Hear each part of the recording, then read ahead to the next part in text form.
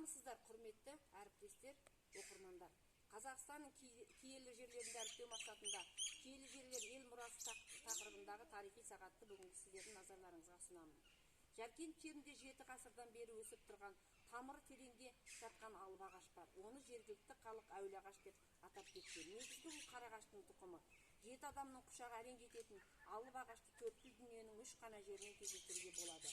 Бірінші көрші Қытайда, келесісі Меккеде, ал үшіншісі осы Жаркенттегі әулие ағашы. Киелі ағаш қазақ жерінде қалай өсіп шыққаны туралы мынандай аңыз кездеседі. Тәңірдің сүйікті деген 7 құлы осы өлкеден Меккеге қарай өткен екен. Сол 7 кісінің ішінде жаратқан ықыласына бөленген біреуі жатар уақытта аса таяғын жерге қадап қояды.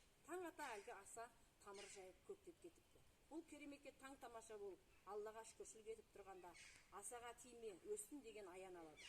Осыдан кейін ағаш терең тамырлап, бүгінгі күнге дейін жетіп, 700 жыл артқа тастап жайқалып өсіп тұр.